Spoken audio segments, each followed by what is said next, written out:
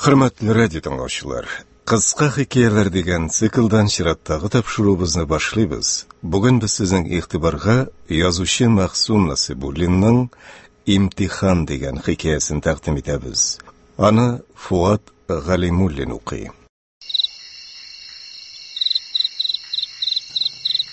Zəngər kukta yıldızlar çimildi. Yedil yağından isken talgın jil, Qozan uramlarına irtəngi salqınlıq tarata. Менә шундый шәһәр читендәге өйгә карак төшә. Өйдә Сәлим әби үзе генә була. Тәрәзә каршында туктап, карак өй эченә колак сала. Тавыш-тын юк, бары тик сәгать текелдәгәне генә. Кемнеңдер җиңелчә гырлаганы ишетелә. Карак хәүф-хәтәр юклыгына ышангач, ипләп кенә тәрәзә аша ишкә үрмәли, кыйммәтлерәк әйберләрне бергә җыеп түйни. Беркем берни сизми. Әмма чыгып китәм дигәндә генә идән тактасы шыгырдап куймасынмы? Сәлим әби күзен ача, башын калкыта. Гәүдә телдән кала. Birazdan эшнең асылын аңлап алгач, әби кычкырып җибәрә. Каравыл! Уллары белән киленнәре иртәнге соф һаваның рәхәтеннән изрәп, чуланда йоклаган чак була бу. Әби тавышына уянып, уллары өйгә атылып керә. Ни булды? Карчык тәрәзәгә төртеп күрсәтә. Төнге кунак исә бу вакытта әйберләрне эләктереп, тәрәзәдән сикергән була инде. Эшнең нидә икәнен төшенеп алган уллары, ни туры килсә шуны эләктереп, урамга ташланалар. Бираздан күзләренә әйбер күтәреп йөгрүче кеше шәүләсе чалына, һәм шунда ук иртәнге туман эчендә эреп, күздән дә югала. Агалы энеле бер туганнар тизрәк чаба башлый, алар теге кешенең трамвай тукталышына ашыгуын күрәләр. Әбинең өлкән улы шикле кешене куып җитәрәк, ачуыннан буылып, «Тукта, әшәке җан, кузгаласы булма!» дип кычкыра.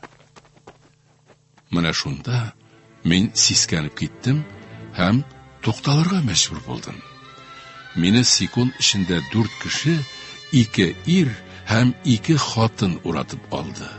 Ачулы күзләре тишәрдә итеп миңа карый, һәр кайсы кулындагы коралын эшкә кушарга әзер тора иде. Минем кыяфәт аларга ошамады булса кирәк.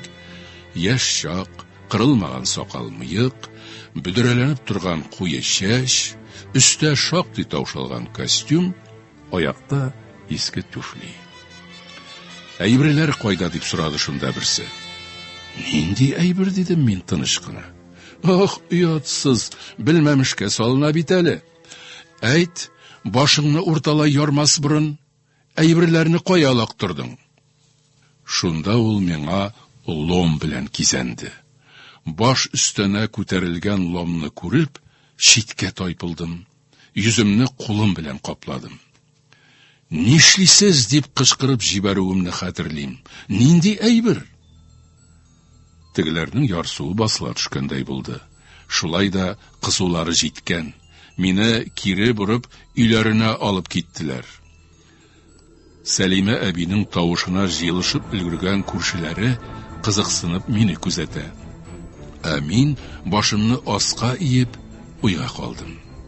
Ничек булай килеп чыкты соң әле бу? Карак диләр бит мине. Хуҗа карчык уйларымны бүлде. Миңа бармагы белән төртеп күрсәтә, тирги башлады. Эх, иблис, тәрәзәдән чыкканыңны үзем күрдем бит. Кешенең хәләл малына кул сузмасаң, шушы буяң сының белән каһәр суккыры. Күршеләре бер-берсен бүлдерә, мине тикшерә, кыяфәтем, үз башым турында сөйләшә башладылар. Әйтерсең, алар алдында тере кеше түгел, ә ниндидер карашкы басып тора иде. Тышта машина килеп туктаганы ишетелде. Миңа жан керә башлаган кебек булып китте. Милиция кешеләре үзләре белән этте алып килгәннәр икән. Тәрәзә төбеннән из алган бузаудай овчарка өрә-өрә миңа таба ыргылды. Сержант аны тынычландырырга ашыкты. Җыелган кешеләрдән берсе: "Акыллы хайван, эләкте карак", дип кычкырып җибәрде. Җентекләп тентеп, мине милициягә алып киттеләр. Шулай итеп, мин каракка әйләндем.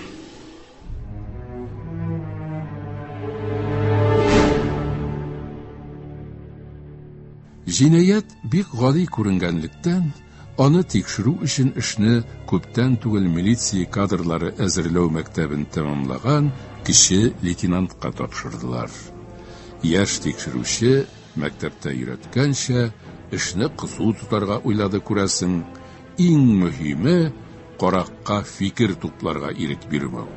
Суынмас борын җинаятьчене дәлилләр белән стенага терәп, гаебен иqrar иттерергә һәм урланган әйберләрнең кайдалыгын күрсәтергә мәҗбүр итәргә кирәк.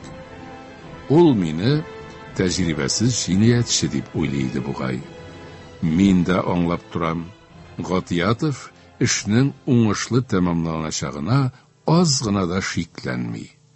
Бер уйлаганда шулай булырга да тиеш. Шаһидләрнең һәммәсе дә карак җинаять өстендә тотылды дип раслый. Бу кире каккысыз дәлил. Боргаланып нишлим ди инде мин? Исем-фамилиягез Ибраһимов Гайнан. Тикшерүченең каләме кагаз өстендә йөри башлады.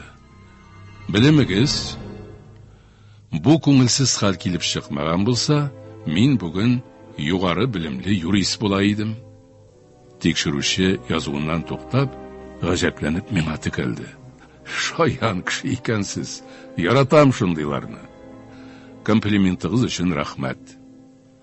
Бу сүзләремдә тикшерүчегә ошап бетмәде.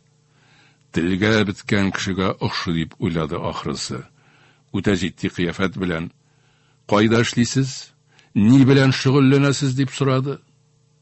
Мин: "Эшләмим." Бөтен хикмәт тә шунда шул. Эшләмисез, урлашасыз.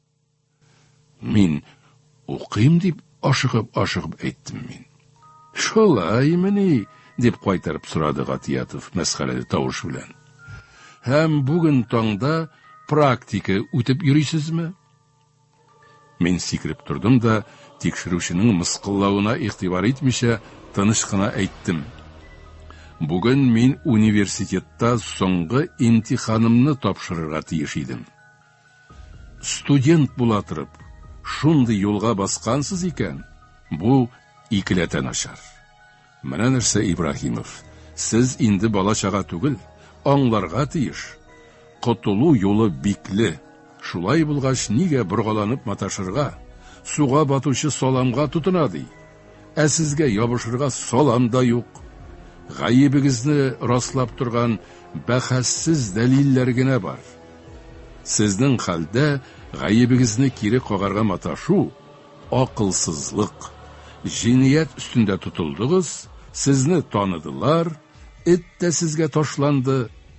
Барысында ачыктан ачык сөйләп бирергә дә, әйберләрнең кайда икәнен әйтергә генә кала."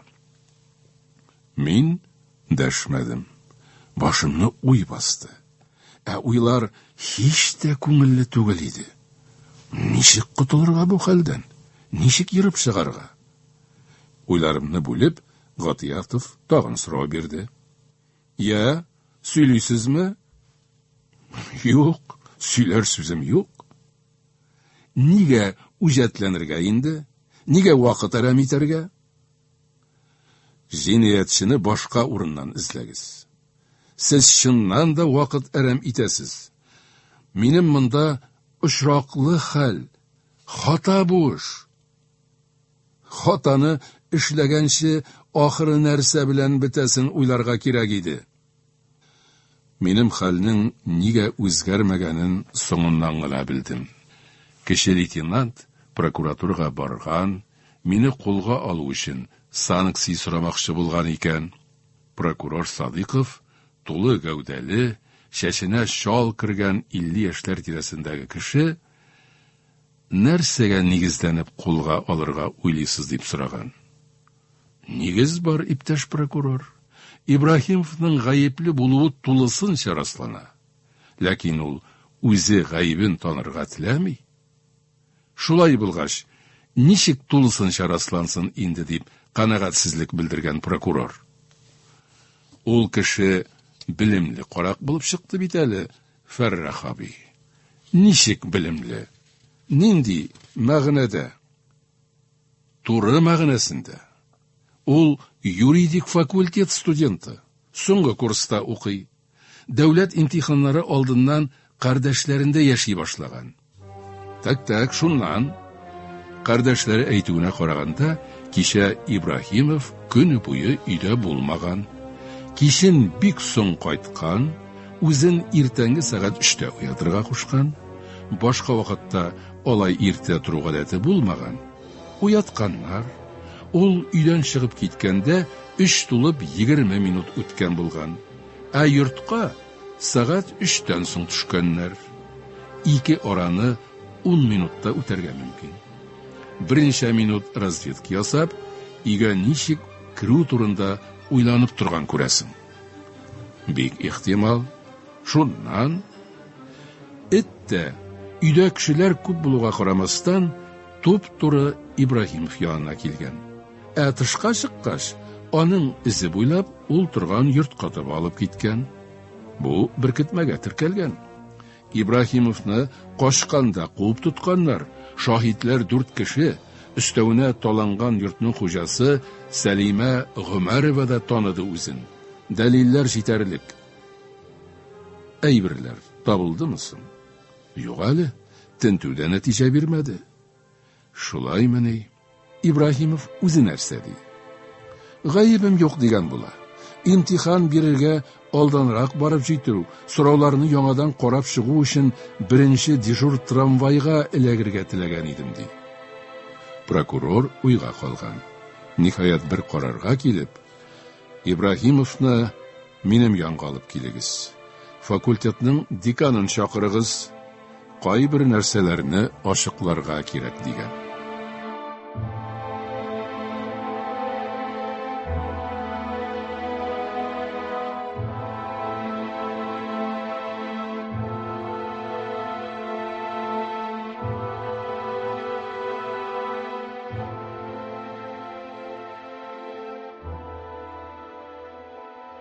Декан безне 5 бармагы кебек белә торганнардан. Минем шикелле авылда туып үскән, берничә ел элек Казан университетын тәмамлаган. Гаҗәпләнүен җиңеп, ул минем кем булуым, ничек укуым турында сөйләп биргән. Әтинең сугышта үлүен, әнинең авыру икәнен дә әйтергә онытмаган. Еш кына я пристанга, я төзелешкә эшкә барырга рөхсәт сорап өйрәткәнне дә яшермәгән.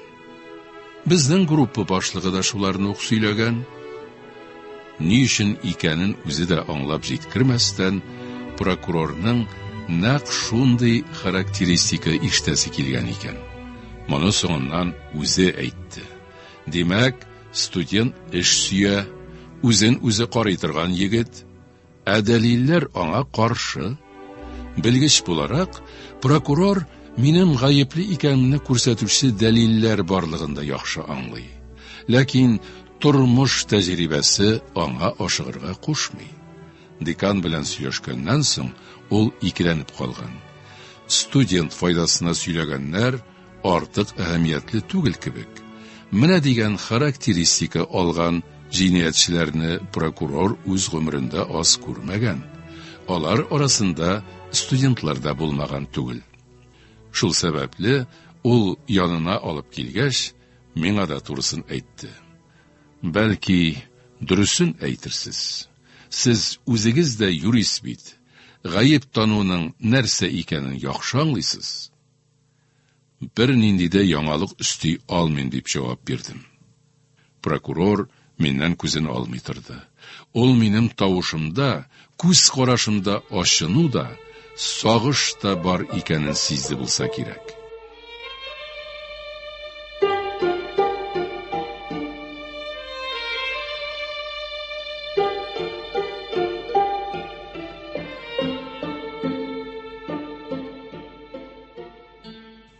Миңа чыгып турырга куштылар. Бездән соң шундый сөйләшү булган. Кулга алырга да шуның белән вәссәлам. Моның өчен зур акыл кирәкми, ашыкмыйк. Безнең кулда кеше язмышы бит дигән прокурор. Кагазларны кабат укып чыккан ул. Махсус юридик белеме өстенә аның хәзинәсендә интуиция дигән икенче бер корал да бар бит әле.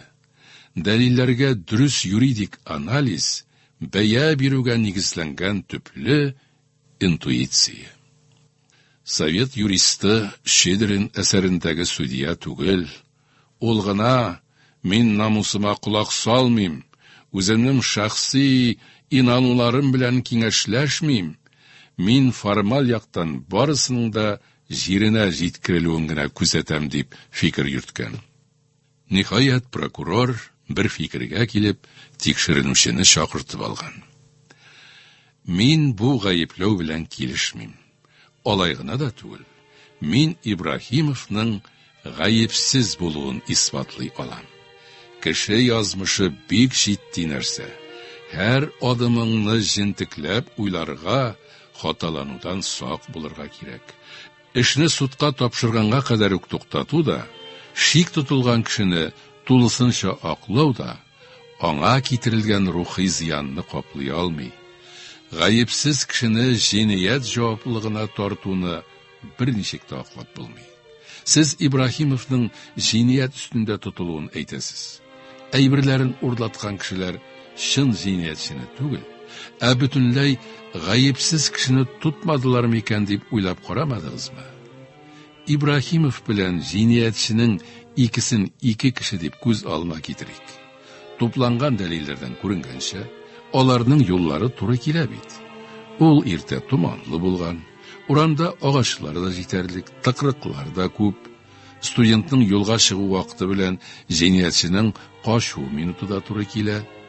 Бер шаһитның күрсәтмәләрендә куып барган чакта каракны бер мәлгә күздән югалтып турулары әйтелә.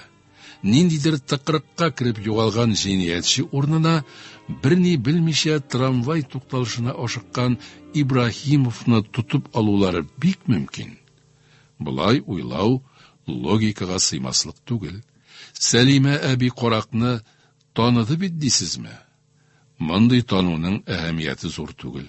Шундый вакыйгадан соң зихене таралган карчыкка карак дип сезне китереп күрсәтсәң, ихтимал ул сезне дә таныр иде. Димәк, моны бәхәссез дәлил дип исәпләп булмый. Этнең Ибраһимовка ташлануында башкача аңларга мөмкин. Ул карак һичшиксез шушы кеше дип ышанган хуҗасының теләгенә буйсынып та студентка ташлана ала. Билгеле булуынча, этнең мондый хәрәкәте бер кайчанда бәхәссез дәлил дип каралмый. Сезнең фикергә каршы килә торган башка нәрсәләр дә бар. Әйберләр табылдымы? Юк, бу бер. Инде студентның бүгенге халатын уйлап карыйк. Гатиятов иптәш, сез аңарда психик яктан бер нинди дә кимчелек сизмәдегезме? Юк, миңа калса ул бик сәламәт. Психик яктан сау сәламәт икән, җафа чигеп ничә ел укыганнан соң һәм соңгы имтиханны тапшырып диплом алу урынына ни дип урлашып йөргә тиеш әле ул? Моны психик авыру гына эшли ала. Сезнеңчә дә, минемчә дә ул сәламәт. Димәк, җинаятны да ул эшләмәгән. Кичекмәстән үзен азат итегез, гафу үтенегез, үзегезнең машинагыз белән университетка илтеп куегыз, имтиханын тапшырсын. Эшне эшләтергә? Мин аны башка тикшерүчегә тапшырам.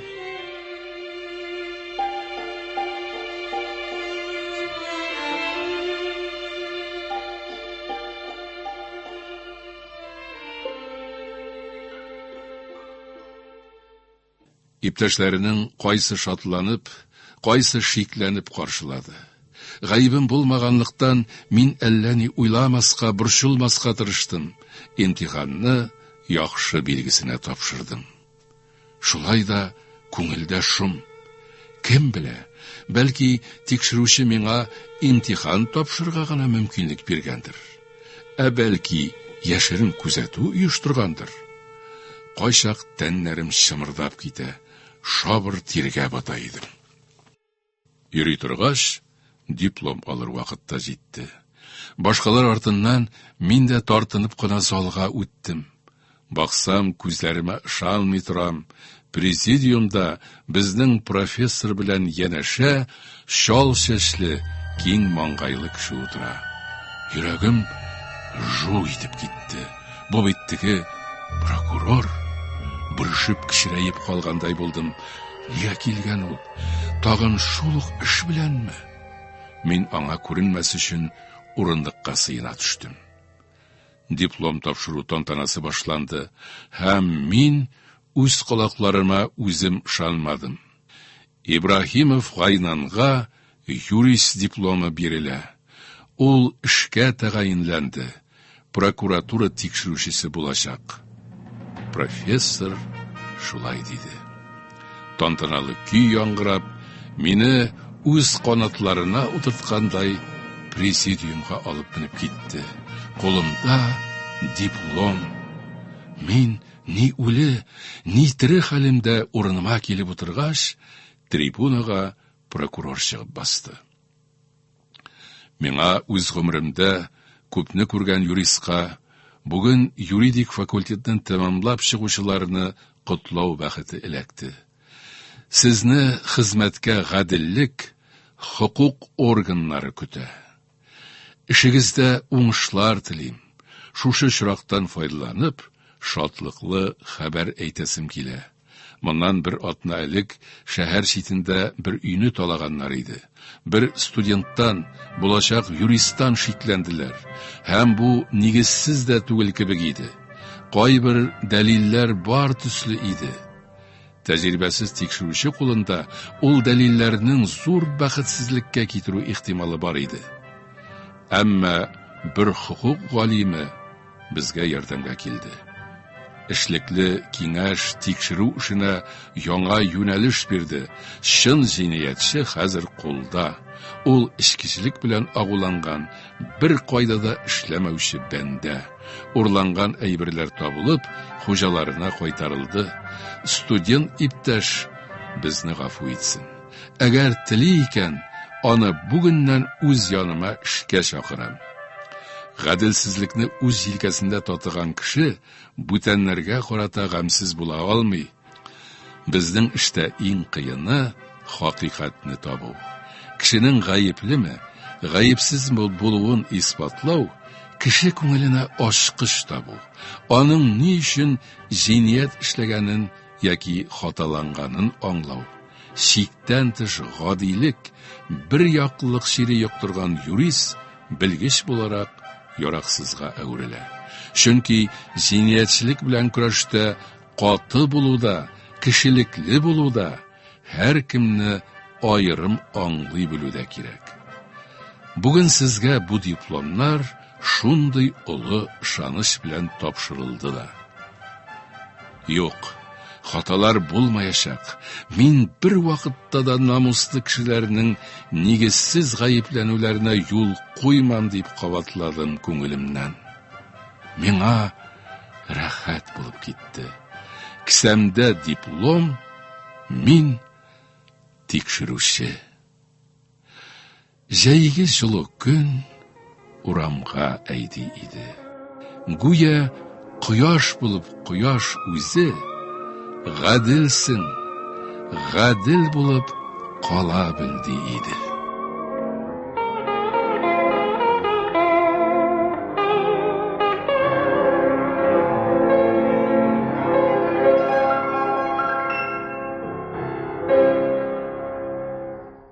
Сез язучы Мәхсүм Насыйбуллинның «Имтихан» дигән хикәясен тыңладыгыз. Аны Фуат Галимуллин укыды. Тапшыруның режиссеры Рамил Хедиятулла, тавыш операторы Гөлнара Хикматуллина, мөхәррире Рөстәм Акъегет.